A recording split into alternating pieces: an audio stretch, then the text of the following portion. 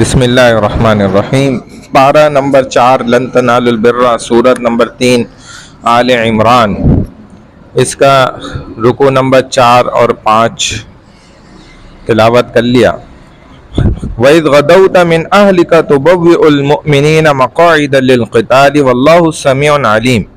ए नबी सल्लल्लाहु अलैहि वसल्लम, याद कीजिए जब आप सुबह के वक्त अपने घर से चले, तुबव्विउल मुमिनीना मक़ाइद लिल-क़िताल, और मोमिनों को उहद के मैदान में जंगी ठिकानों पर मुतय्यन फरमा रहे थे। वल्लाहु समीउन अलीम, और अल्लाह खूब सुनने वाला जानने वाला है। तो आप जब उस वक्त ये अमल कर रहे थे तो उस वक्त को याद करें। उहद के मकाम पर जब उहद की लड़ाई हुई जबल उहद के पास, तो नबी अलैहिस्सलातु वस्सलाम ने वहाँ, ये दूसरा बड़ा मार्का था, पहला बदर हुआ था। और बदर जो है ये बाकायदा जो है यानी कि तैयारी के साथ नहीं ये गजवा लड़ा गया था, बल्कि एक साजो सामान का लश्कर जो है वो गुजर रहा था। उसको नबी अलैहिस्सलातु वस्सलाम ने चंद सहाबा को इकट्ठा करके और उस लश्कर को रोकना मकसद था, क्योंकि वो तिजारत करते थे और मुसलमानों को उस तिजारत से होने वाले फ़ायदे के एवज़ जो है वो नुकसान पहुँचाते थे, मुसलमानों को तंग करते थे। जैसे आज भी यहूदी अपनी ही बनाई हुई चीज़ें मुसलमानों को बेचकर और दूसरी जगह मुसलमानों पर ही बम गिरा रहे होते हैं, अजाब बना रहे होते हैं उनकी ज़िंदगी। हम उनकी चीज़ें खा रहे होते हैं, उससे उनकी तिजारत मजबूत होती है, इकोनॉमी मजबूत होती है, तो उससे वो ताकतवर हो जाते हैं दुनिया में। तो ये चीज़ उस वक्त भी थी। तो नबी अलैहिस्सलातु वस्सलाम ने बाइकआउट करने के लिए उनके तिजारत के काफिले को रोकने की नीयत से चंद सहाबा को लिया जो 300 से 317 के दरमियान थे, और उस लश्कर को रोकने की नीयत से जो है ना, आप अबू सुफियान के लश्कर को रोकने की नीयत से गए, जो मदीने के अतराफ यानी किनारे से ही गुजरता था और शाम को जाता था, मक्का से चलते थे, तो वो वापस आ रहा था। बहरहाल तफसीली वाक़या है, इधर नबी अलैहिस्सलातु वस्सलाम को खबर हुई कि आज अगले दिन जो है ये गुजरेगा यहाँ से, तो उसको रोकना है। और उसके मुखबिर के ज़रिए उसको पता चल गया कि रसूल सल्लल्लाहु अलैहि वसल्लम जो है हमारे काफिले को रोकने और लूटने की नीयत से निकल रहे हैं। तो उसने अपने सफ़र को रोका नहीं रात में, बल्कि जारी रखा, और रातों रात वो इस किनारे से मदीने के निकल गया, यानी धोखा देकर, ताकि हमारा साजो सामान जो है बच जाए, लश्कर लूटने से बच जाए। और उधर उसने एक अपने घुड़सवार और उसको घोड़े को ना ज़ख्मी करके, उस पर अपने एक घुड़सवार को सवार करके उसको भी ज़ख्मी किया और वहाँ दौड़ा दिया कि तुम निकल जाओ लश्कर से आगे और पहले वहाँ पहुँचो और जाके अबू जहल को बताओ कि नबी अलैहिस्सलातु वस्सलाम ने लश्कर पे हमला कर दिया। तो वो इस बात की निशानी होती थी। जैसे ही वो ज़ख्मी वहाँ पहुँचा, अबू जहल ने फ़ौरन अपना तैयारी करी जंग की, और सारे सिपह सालार सबको तैयार करके 1000 का लश्कर उससे भी ऊपर था, और एक 1200 का अलग लश्कर इनके साथ जुड़ गया, और ये लेकर वो रसूल सल्लल्लाहु अलैहि वसल्लम से जंग करने जो है बदर के मकाम पर पहुंच गया। और बदर के मकाम पे नबी अलैहिस्सलातु वस्सलाम जब पहुंचे, उनको पता चला कि अबू सुफियान तो निकल गया यहाँ से, अपना लश्कर लेकर बच गया। तो उन्होंने फिर सहाबा से मशवरा किया, मुहाजिरीन से, अंसार से सब ने कहा कि हम बनी इसराइलियों की तरह मूसा अलैहिस्सलाम को जैसे उन्होंने कहा था कि आप जाएं, आपका खुदा जाए और लड़े, हम यहीं बैठे हुए, नखरे दिखाए थे, तो हम या रसूल अल्लाह ये नहीं करेंगे। आप हमें कहेंगे तो हम पानी पे छलांग मारेंगे, आग में कूदेंगे, आपके लिए पहाड़ से छलांग मारेंगे, आप जैसे कहेंगे हम तैयार। नबी अलैहिस्सलातु वस्सलाम खुश हुए, और फिर उधर से अबू जहल पहुंच गया अपना लश्कर लेकर। तो रात को पड़ाव डल गया, अब सुबह लड़ाई शुरू होनी थी, और पहले लड़ाइयाँ होती भी इसी तरह ही थी। तो नबी अलैहिस्सलातु वस्सलाम ने जब सहाबा का मशवरा ले लिया उस वादी के अंदर बदर के, तो वहाँ पर फिर नबी अलैहिस्सलातु वस्सलाम तैयार हो गए, भाई सुबह फिर लड़ने हमने, हालांकि आप लड़ाई की नीयत से आए नहीं थे। चुनाचे नबी अलैहिस्सलातु वस्सलाम रातों रात जो है अल्लाह से दुआएं करते रहे, रोते रहे, जागते रहे कि अल्लाह ये आपके थोड़े से बंदे हैं, मुसलमान हैं, आपके मानने वाले हैं, सुबह अब ये काफिर तादाद में बड़े सामान से लेस हैं, हम तो किसी सामान के साथ भी नहीं है, कोई हथियार नहीं है। अब आपकी मदद है हमारे साथ होगी तो हम मुसलमान सरवाइव कर जाएंगे, जिंदा रह जाएंगे और इस्लाम फैलाएंगे आगे। तो अल्लाह ताला ने ना फिर दिखा दिया, ये हमारी मदद आपके साथ होगी। और सुबह आप देखिएगा ये सारे काफिर कैसे मरे पड़े हुए होंगे। एक एक जगह दिखाई, अबू जहल यहाँ मरा हुआ होगा और उसके साथ जो है वो उबई बिन काब जो है ना इधर चट्टान के पास मरा पड़ा हुआ होगा, उसकी लाश होगी। तो नबी अलैहिस्सलाम ने सारा मंजर देखा, आप खुश हो गए, अल्लाह से सारी रात दुआएं करी। और सुबह जब हुई लड़ाई शुरू हुई तो वहां से एक बंदा आया इधर से, उसके मुकाबले में हजरत अली आए, पहले एक और आए थे, फिर वो सारा किस्सा है। बहरहाल फिर हजरत अली आए। इसी तरह 3 के मुकाबले पे 3 आए और इन्होंने अपने मद्दे मुकाबिलों को मुसलमानों ने कत्ल कर दिया। एक सहाबी जो है हल्का सा जख्मी हुए जब हजरत अली और दूसरे एक सहाबी और थे, उनका नाम मुझे याद नहीं आ रहा, वो फारिग हो गए अपने मद्दे मुकाबिल को कत्ल करके, तो वो उन्होंने आके इन सहाबी की भी मदद करी, हल्का सा जख्मी हुए। लेकिन तीनों काफिरों को इन्होंने ठंडा कर दिया। इससे पहले ही 2 बच्चे जो कम उम्र थे और वो नबी अलैहिस्सलाम पूरी स्ट्रेटेजी बनाते थे, जंग की पूरा अंदाज बनाते थे, 3-3 के आपने जमात बनाई थी। तो वो फरमाते हैं कि मेरे साथ ये 2 बच्चे कर दिए नबी अलैहिस्सलाम ने। 2 वो बच्चे थे जो हुजूर सल्लल्लाहु अलैहि वसल्लम से स्पेशल परमिशन लेकर आए थे इस लड़ाई, मतलब काफिले को रोकने में। तो नबी अलैहिस्सलाम इनको इजाजत नहीं दे रहे थे क्योंकि ये इनसे कद से लंबी इनकी तलवारें थी। तो एक भाई को इजाजत मिल गई थी, तो उसने दूसरे भाई ने कहा छोटे ने कि मैं तो इसको भी पिछाड़ देता हूँ, मैं इससे ज्यादा ताकतवर हूँ। हाँ, लिहाजा नबी अलैहिस्सलाम ने उनकी आपस में लड़ाई कराई। तो लड़ाई के दौरान जब गुत्तम गुत्ता थे तो इन्होंने उसके कान में कहा, छोटे भाई ने, कि यार खुदा के लिए तू पिछड़ जा, हार जा मुझसे ताकि मुझे भी इजाजत मिल जाए। तो उसने बोला ठीक है भाई। तो उसने इसको उठा के पटक दिया और नबी अलैहिस्सलाम ने इनको भी इजाजत दे दी, चलो तुम भी चलो। अब ये दोनों बच्चे इनके साथ हो गए, इनके चच्चा थे वो मुआज और मुआवज, हजरत मुआज रजी अल्लाह तआला अन्हु और हजरत मुआवज, ये दोनों कम उम्र थे, बच्चे थे। तो इनके चच्चा कहते मैं हैरान था, अब सबके साथ ताकतवर लोग हैं 3-3 और मेरे साथ ये 2 बच्चे, मैं तो कमजोर हो गया। तो कहते हैं बस सफ़े सही हो रही थी तो मैंने इनसे जो है ना, मैं इनको देख रहा था तो एक ने, मुआज ने मुझसे कहा कि मेरे चच्चा ये बताएं अबू जहल कौन सा है।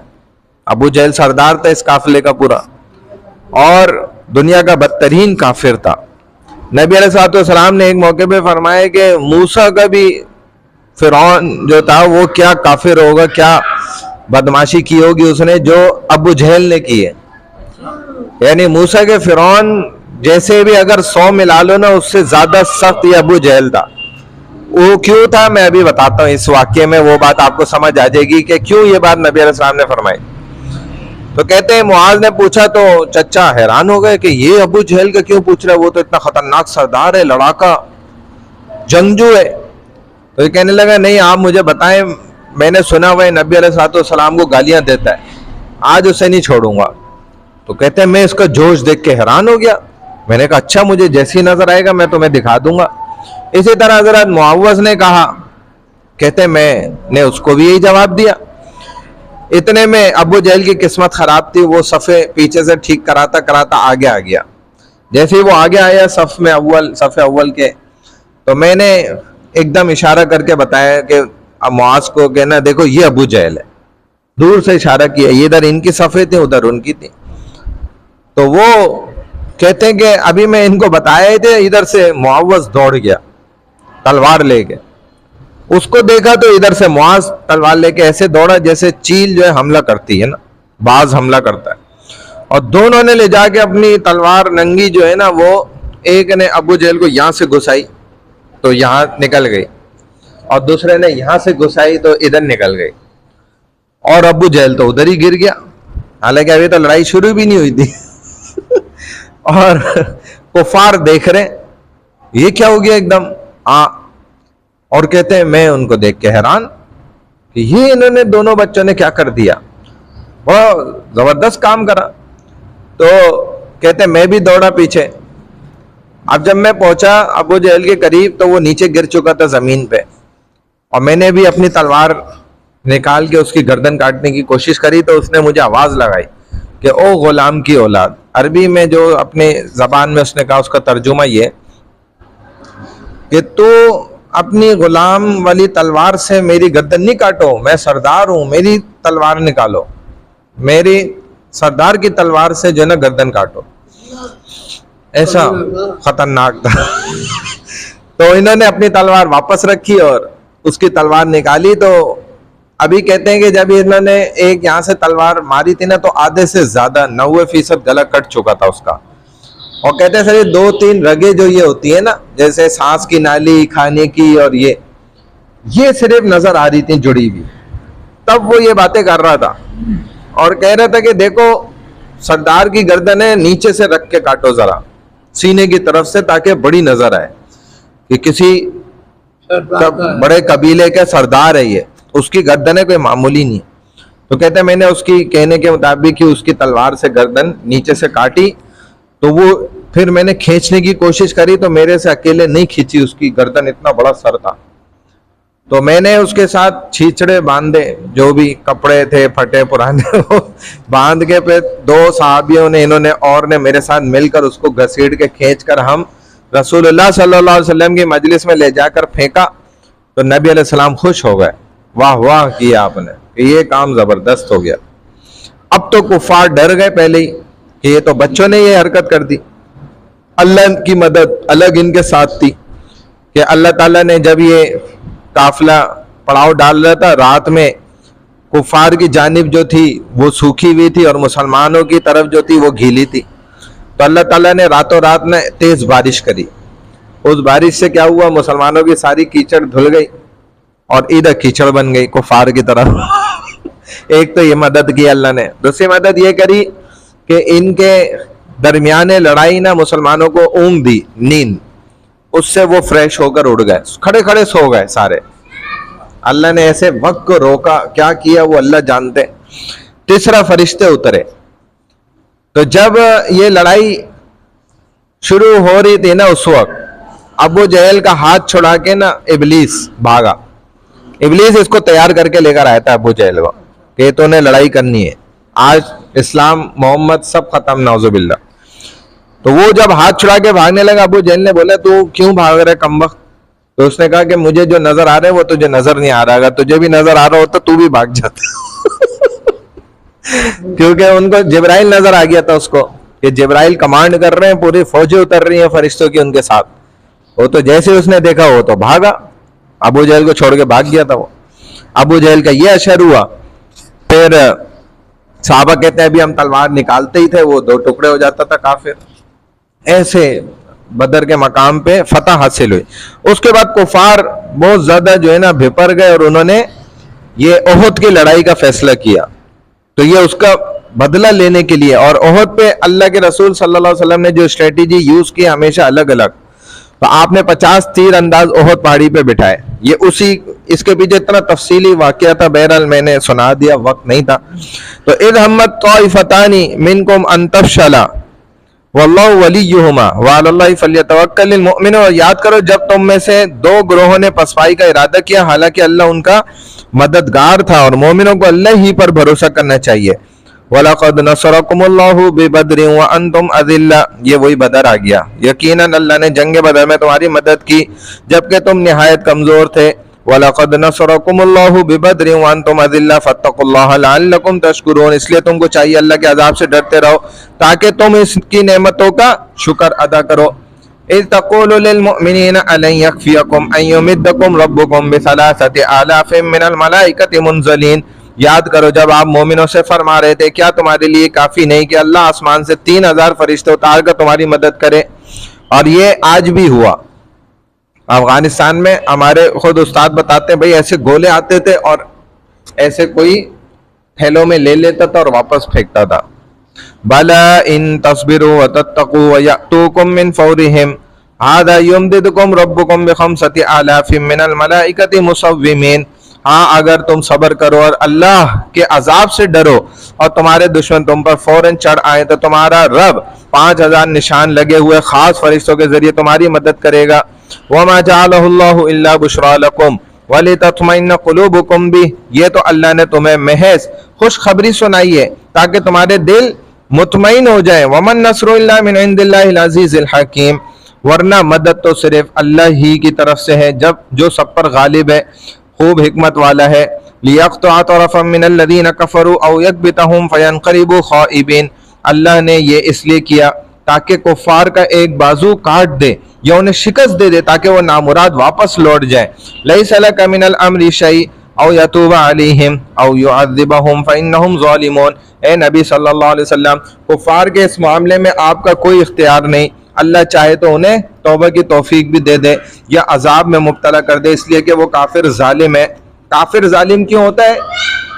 कुफर कहते हैं छुपाने को, यानी कि जो किसान है ना उसको भी काफिर कहा जाता है, वो दाने को जमीन में मट्टी में छुपाता है।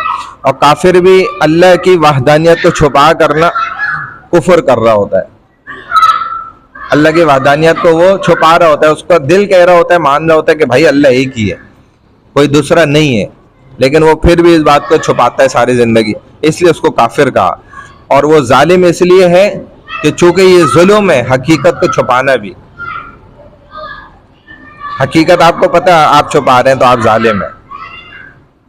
ठीक है, वलिल्लाहि मा फिस समावाति व मा फिल अर्द, आसमान और जमीन में जो कुछ है वो अल्लाह ही की मिल्कियत है। यगफिरु लिमन यशा व युअज़्ज़िबु मन यशा वल्लाहु गफूरुर रहीम, जिसे चाहे माफ कर दे, जिसे चाहे अजाब दे, अल्लाह बहुत बख्शने वाले निहायत मेहरबान है। या अय्युहल्लज़ीना आमनू ला ताकुलुर रिबा अज़आफ़न मुज़ाअफ़ा, ए ईमान वालों बढ़ा चढ़ाकर सूद ना खाओ, यानी कि डबल दोगुना करके ना खाओ। तो या अल्लाह सिंगल खा ले या ट्रिपल खा ले या फोर्थ क्वार्टर खा ले, क्योंकि अल्लाह ने कहा डबल नहीं खाओ। सूद क्या होता है? एक का दो होता है, दो का चार होगा, डबल होता जाएगा। तो डबल की मुमानियत का मकसद यही है कि भाई सूद बिल्कुल खाना ही नहीं है, कोई भी सूरत उसकी खाने की है ही नहीं, यानी कि उसकी शक वाली भी जो जगह है ना उससे भी आपने अपने आप को बचा लेना है। और सूद क्या है? दो तारीफें उसकी, एक तारीफ तो हम जानते हैं, एक में हम फंस जाते हैं, हमें नहीं पता होती। नबी अलैहि सलाम ने दो तारीफें की। एक सूद तो आम है, जैसे आपने किसी को कर्जा दिया या आपसे किसी ने कर्ज लिया और उस पर इजाफी रकम तय करके आपसे वापस लिया, रिटर्न लिया, तो ये सूद है। हालांकि रिटर्न में इजाफी रकम खुद रसूलुल्लाह सल्लल्लाहु अलैहि वसल्लम अपनी खुशी से देते थे, तो वो सूद नहीं है। यानी कि नबी अलैहि सलाम ने जिससे 1000 दिनार कर्ज लिए और जब उसको वापस लौटाए तो 1100 दिनार 100 दिनार अपनी खुशी से दिए, तो वो अच्छी बात है। ठीक है ना? और लेकिन अगर तय करके लेगा कोई तो वो सूद है। एक तो ये तारीफ है, कर्जा लिया बढ़ाकर वापस लिया।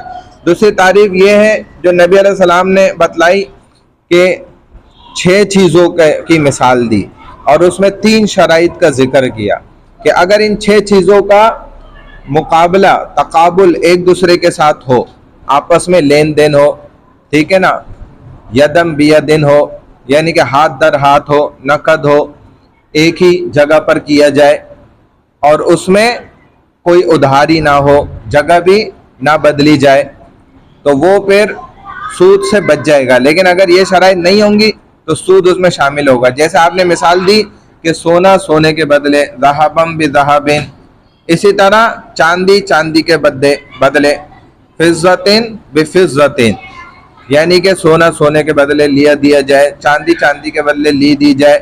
इसी तरह गंदुम गंदुम के बदले लिया दिया जाए। इसी तरह अनाज जो है अनाज के बदले लिया दिया जाए, या खजूर तमर तमर के बदले ली दी जाए। या फिर इसी तरह मिसाल दी नमक, ये नमक के बदले लिया दिया जाए। तो अगर सौदा किया जाए इन 3 शराइत के साथ, जिसमें पहली शर्त यह हो कि एक ही जगह पर लेन देन किया जाए, हाथ दर हाथ हो, नकद हो और उसमें कोई उधारी ना हो और हम जिन्स हो, सेम प्रोडक्ट हो, एक ही जिन्स हो, तो ये सौदा क्या हो जाएगा? सूद से पाक होगा। वरना अगर जहां भी ये 3 शर्त नहीं पाई गई तो वो सौदा क्या हो जाएगा, सूद वाला हो जाएगा। यानी कि मिसाल के तौर पर मैंने आपको सोना दिया और आपने मुझे बदले के अंदर सोना ही दिया, लेकिन वो ज़्यादा दिया या कम दिया, तो ये सूद हो गया। मैंने आपको नोट दिया कोई भी करेंसी का, जैसे 100 का डॉलर दिया, उसकी पाकिस्तानी कीमत थी 28,000, लेकिन आपने मुझे दिए 27,000, ये सूद हो गया। समझ आ रही है बात? सहाबा क्या करते थे, ये क्यों नबी अलैहि सलाम ने समझाया, ये वैसे तो बड़ा तफसीली मसला है, इंशाल्लाह तफसील से समझाऊंगा, वरना ये रह जाएगा। वो तो गलत है, वो अलग चीज़ है। अभी जो चीज़ समझा रहा हूँ वो अलग है। सहाबा मामलात करते थे आपस में, जैसे किसी की फसल है चावल की, किसी की गंदम की, किसी की किसी और चीज़ की, सब्जियां अलग अलग, हर एक के पास तो हर किस्म की फसल नहीं होती, हर किस्म का बाग नहीं होता, हर किस्म का फल नहीं होता था। तो सहाबा एक्सचेंज करते थे आपस में, लेन देन करते थे। यानी कि मैंने आपको अनाज दे दिया, उसके बदले आपसे चावल ले लिया। पैसे का इस्तेमाल चीजों का अगर नहीं पैसा भी होगा तो वो भी शामिल है, वो भी तो एक जिन्स है ना। अच्छा, पैसा भी इसमें शामिल होगा, सोना भी शामिल होगा, चांदी भी, हर चीज शामिल होगी, लेकिन उसका बराबर होना जरूरी है। अगर वो बराबर नहीं होगी ना, मिसाल के तौर पे सहाबा ये मामला करते थे, नबी अलैहि सलाम ने देखा तो समझाया सिखाया कि भाई तुम्हें बराबरी करनी पड़ेगी। मिसाल के तौर पर चावल है, उसकी कीमत बाजारी 1 किलो चावल की मिसाल के तौर पे 100 रुपए, उसके बदले दूसरे साहबी ने गंदम लिया तो 1 किलो गंदम की कीमत 50 रुपए, तो वो 2 किलो अगर लेता है तो बराबर हो जाएगी। 1 किलो चावल के बदले 1 किलो गंदम तो सूद नहीं लाजिम आएगा, लेकिन अगर नहीं अमल किया तो सूद आएगा। समझ आई बात? इजी पैसा एप्लीकेशन, आप थोड़ा जदीद उसमें आ जाए, बहुत लंबा मसला है, मैं तो सारी चीजें छोड़ के आपको बस पॉइंट की बात बता दी है थोड़ी सी। तो वो भी हराम इसी वजह से। इजी पैसा अकाउंट बनाना, इस पर फतवा है कि वो हराम है। उसकी वजह यही है, वो क्या है कि आपने अपने अकाउंट में पैसा रखा है, जो उनके पास पैसा चला गया है उधारी का, यानी कि उनके पास उधार चला गया है, आपने तो अपने अकाउंट में समझ के रखा हुआ है ना, लेकिन हकीकत में कंपनी के पास क्या है, उधार है। उस पर वो आपको जो जो बेनिफिट देती है वो हराम है, क्योंकि पैसे के ऊपर फायदा देना ये गलत है, ये भी सूद की शक्ल है। और नुकसान उड़ाना पैसे के ऊपर नहीं, फायदा नुकसान अगर आप कारोबार में कर रहे हैं तो वो तो जायज है, लेकिन यहाँ पर सिर्फ पैसे को आप बुनियाद रख के जो है ना फायदा उठा रहे हैं या नुकसान उठा रहे हैं, तो वो गलत हो जाएगा। नुकसान उठाना भी, हाँ, क्योंकि आपने ये उधार रख दिया ना उनके पास, वो उसको इस्तेमाल करते हैं, रखा नहीं रहता। वो तो बता दें सर, हम तो इन्वेस्ट करते हैं दूसरी जगह, हाँ, लॉस एंड प्रॉफिट होता है वो हम देते हैं। लेकिन आपने इन्वेस्ट थोड़ी करा है पैसा आपका है, हाँ, उनका थोड़ी है। वो जो भी करें, आपने आपकी नजर के सामने क्या है, डिजिट नजर आ रहे हैं कि पैसा रखा हुआ है, अगर गायब हो जाए आपकी नजर के सामने से, फिर कमाल तो तब आएगा ना कि आपने अगर उनको दे दिया तो गायब हो जाना चाहिए ना। नहीं समझे बात? तो बहरहाल ये चीजें ऐसी हैं। स्टॉक इन्वेस्ट सही है ना, उसमें जो मतलब जायज कंपनियां है ना उनमें ठीक है, उसके अलावा नहीं। जो जायज कंपनी है वो तहकीक के बाद ठीक होगा। वत्तकुन नारल्लती उइद्दत लिल काफिरीन, और उस आग से डरो जो कुफार अल्लाह के अहकाम का इनकार जैसे सूदी कारोबार करने वालों के लिए तैयार की गई है। अल्लाह उसके रसूल से जंग गई है। वातिउल्लाह व रसूल लअल्लकुम तुरहमून, अल्लाह उसके रसूल की फरमाबरदारी करो ताकि तुम पर रहम किया जाए। वसारिउ इला मगफिरतिम मिन रब्बिकुम, अपने रब की मगफिरत और जन्नत की तरफ दौड़ लगाओ। व जन्नतिन, ऐसी जन्नत अर्दुहा समावातु वल अर्द, जिसका अर्ज क्या है, वसअत आसमान और जमीन के बराबर। हकीकत में तो उससे भी बड़ा है, ये समझाने के लिए कहा हमारी अक्ल के हिसाब से। उइद्दत लिल मुत्तकीन, और वो तैयार की गई है परहेजगारों के लिए। अल्लज़ीना युनफ़िक़ूना फ़िस्सर्राइ वद्दर्राइ वल्काज़िमीनल ग़ैज़ वल आफ़ीना अनिन नास, परहेजगार लोग वो हैं जो खुशहाली और बदहाली में अल्लाह की राह में खर्च करते हैं। वल आफ़ीना अनिन नास, गुस्सा पी जाने वाले लोगों को माफ़ कर देने वाले। वल्लाहु युहिब्बुल मुहसिनीन, और अल्लाह नेकी करने वालों से मोहब्बत करते हैं।